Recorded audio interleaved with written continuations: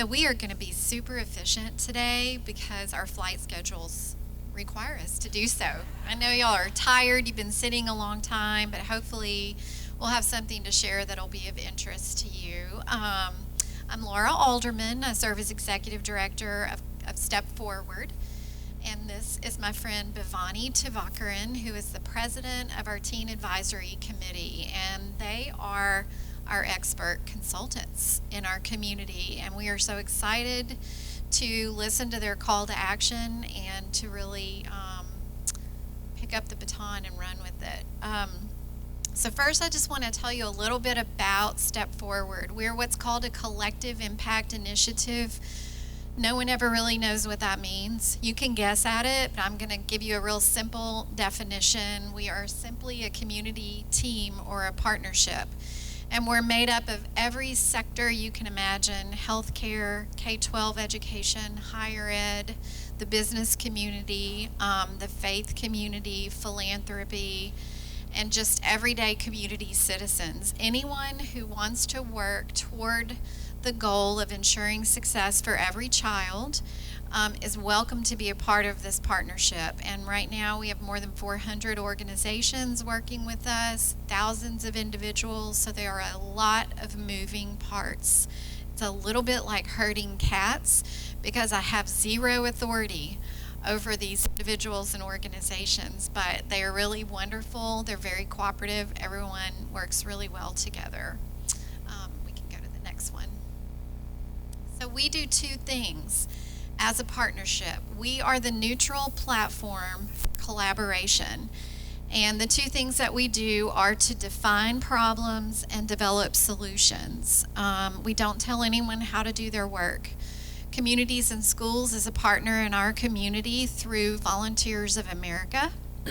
That's one of our most active partners in the work that we do. I just wanted to mention that because you've heard so much from Communities and Schools here today. But so how do we define problems and what kind of solutions do we develop? Some of you are probably familiar with Lean Six Sigma. It's not something you hear about in social work much.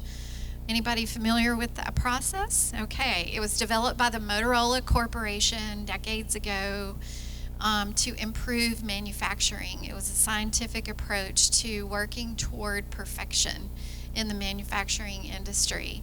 And they used 5 principles, and we apply those in our work. Our work as a partnership is based on Lean Six Sigma. And we do these 5 things. We define, we measure, we analyze, we improve, and we control. And so working on defining the problem is really, really important. And then to date, I wanted to just point out that we have developed 49 collaborative projects with our partners. Some of those include parent education on early brain development, Minecraft University to teach coding to middle school students, recruiting and training literacy volunteers to work with 3rd grade readers, our FAFSA training team to improve completion of the FAFSA, and our Smart City Workforce Analysis group, which you've heard from Natasha. She talked a little bit about that today. So you can see we are a cradle to career partnership. We believe that workforce development begins at birth, and ultimately our goal is every young adult in Northwest Louisiana would have a sustainable living wage job by the age of 25. And so defining the problem looks like this. In our community, 41% of our children arrive kindergarten ready. Let that sink in for a second. 59% are not. So they are remedial students on the very first day of school, which begins the achievement gap as we know it. And for most children, that gap persists and widens as children age throughout the system. Some of the other critical indicators we look at are 3rd grade reading. We know that 62% are proficient readers at the end of 3rd grade, so that 38% are 4 times more likely to drop out of school than are their literate peers. And many of you know that. That is a real critical point in a child's development. 52% of our students in 6th grade are proficient in math. 84%, and this is a number we're pretty proud of because it shows some good improvement over the last few years. 84% of our high school graduates graduated on time with their peers. So if they started in 9th grade, they finished 4 years later on time with their peers. Post-secondary enrollment, about 25% of our 18 to 24-year-olds are enrolled in some sort of post-secondary career training. That's a dismal figure, as you would probably agree. And post-secondary completion alarms us even more. We've seen a 20% reduction in completion of post-secondary certifications or degrees in the last few years. So we know that more kids are graduating, but this is how we define the problem. There's a disconnect between what happens after they receive that diploma and then what they do to obtain that sustainable living wage job. One of the things that we do is look for root causes. We don't just look at those data indicators and then try to develop a solution that covers 4 parishes, also known as counties, to you guys in Texas. But that's our service footprint. We can't swallow the whole ocean, but we can look at subpopulations that are struggling the most. And one of the groups that we've identified are children who've experienced trauma. And you heard this group right before us talk about that issue. So I won't go into too much detail about this, but one big solution that our partnership has developed is an initiative called Northwest Louisiana Thrive. And this is what we intend to accomplish for our children and young adults in our community, is giving them opportunities to thrive in spite of adversity. Because most of them, what we know, there are a lot of indicators that really the majority of our population has had significant adversity, and there are lots of things that we can do about that, from shallow end solutions to very intensive solutions that might involve intensive mental health treatment. But not everyone needs that. Some people can heal from exposure to arts and music and community service and other opportunities like that. So these are just a few examples of our work, but as we define the problem, one thing we cannot fail to do is know and love and listen to our customer. And our customers are the children and youth that we serve, which is why our Teen Advisory Committee is so essential in this work. We should not be guessing at what they need or how they need it delivered.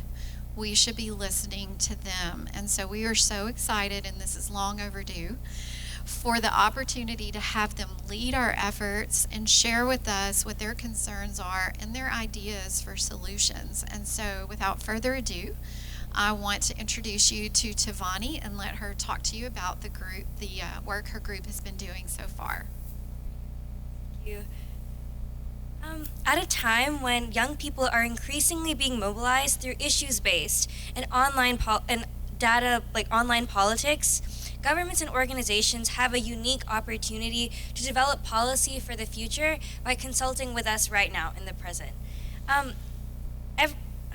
Experiences youth face are different for every generation. So for us to actually change and come up with policies, we need to address that generation, because we are developed by our political climate, the cultural and social environment. So for us to effectively solve these issues, we need to go to the source, which is to figure out what we need as a whole. So there are a couple of reasons why the youth voice is much different and much needed in this kind of solution. So one, the youth have a vibrant drive for change and political action. As we've seen throughout history and just throughout the past few years, the amount of political protests or silent or protests or just ways of coming to sorry, the number of protests that young people are trying to be involved in, the number of young activists shows that we have this kind of yearn for change that adults often don't have because they've experienced life. And this kind of idealism is something that we really need to capitalize on because this passion is not found anywhere else. And the second thing is, as all of you guys know, the youth are increasingly dominated by technology. So social media is so, it can be detrimental in many ways to like instant gratification, but it also opens a new platform to engaging with students. So this also needs to be capitalized, and youth know how to use technology, and not just in the social media realm. There are so many other aspects of technology that we are not using. So because we live with it every single day, because it's in our pockets, we know how to change with the times, and that's why youth is necessary to have this innovative platform. We need to change the system instead of working within a flawed system, and that's where we can come in with some of our expertise. While we don't have all of the expertise, we can still give our perspective. And the third thing is more on like a national scale to empower youth as a whole. As the descent toward youth increases, the worse the treatment and representation of youth is. As you all know, youth, we kind of have a stigma of just being either lazy or just being apathetic or incompetent toward many things. As this descent continues, we're losing teens in the process because they don't feel the government is listening to them. They don't feel like they're being heard, even though they are the most outspoken. So we need to start reversing this trend. And the fourth thing is that if youth are the future, then observation of adults is not enough anymore. We need to actually we need to get hands-on experience if we're going to take on the roles of elected officials or policymakers, or even where you are sitting today as like nonprofit leaders. We need to be given this chance to at least develop our skills and learn what is needed. So that is why we ask you to listen to our voices, and that's why our voice is important. As the Teen Advisory Committee, we've had our first few meetings. We listed out a bunch of challenges we thought the youth were facing, and we kind of categorized them into 3 issues: education, health, and engagement. So education and health were touched on a lot of you all today. So I just want to go a little bit deeper into what we would like to discuss with these topics. So education first, as we see the amount of like stress and anxiety that we have is a lot because of education and because of the pressure that we're getting. We need to bridge the divide between parents, teachers, and students. Because oftentimes students are either put into an extreme. They're either on the extreme of being so stressed where they go to like the suicide level, or they're completely fine. But there's this middle gap that no one ever looks at. And that's where this education with professionals of how to find these symptoms of depression, anxiety, and how to prevent them or how to treat them while they're going on is something that we need at this level now in high school and in middle school. And we also need awareness programs for vocational and technical education, because most people believe that after high school is just college, but of course that's not the only option. And while there are programs in a few schools, it's not consistent throughout the parish or throughout the parishes. Like Caddo has a college and career center that Bossier does not have, and we don't have these opportunities. So coming up with policies that are key for Northwest Louisiana that can happen in every single school is extremely important if we want to increase the retention rate for people staying in Bossier City and Shreveport or just Northwest Louisiana, and to just have a higher success rate. The next thing is we would like the only way to do this is through discussing this with the school superintendents, the school board. And while we can't often make huge curriculum changes, we can still implement these smaller policies that do make a big difference. So now I'm going to go on to health. Mental health is an extremely important issue because if we don't address mental health, the educational opportunities are not going to be taken advantage of. We keep focusing on the future of our students, but if we're not worried about the present and how they're being treated in the moment, then the future is never going to happen. So that's why mental health is an extremely important issue.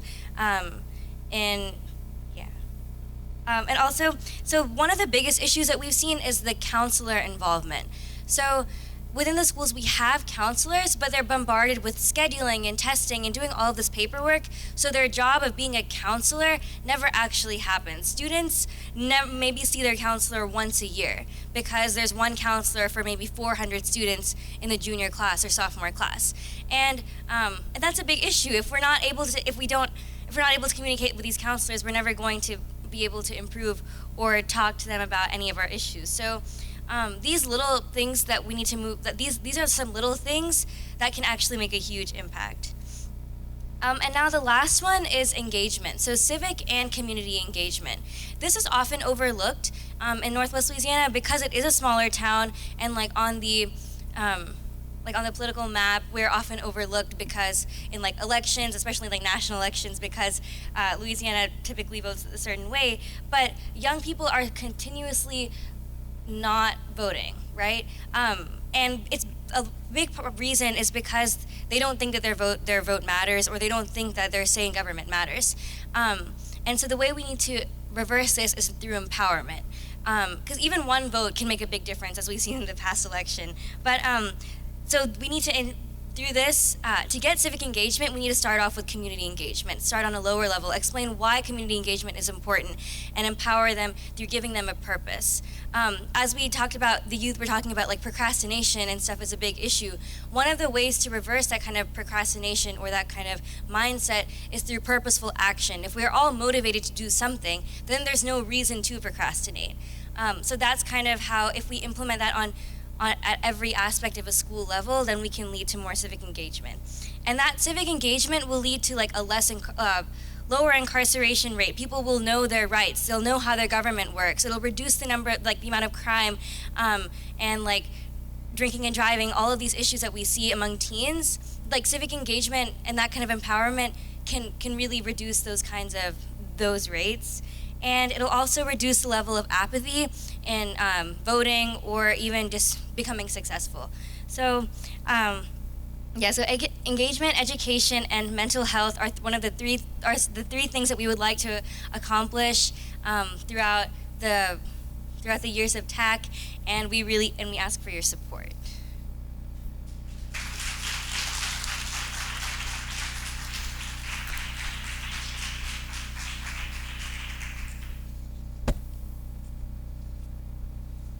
So, our partnership is here to serve them. We're here to listen to what they have to say, and I'm publicly committing with all of you as witnesses that we're going to act on it.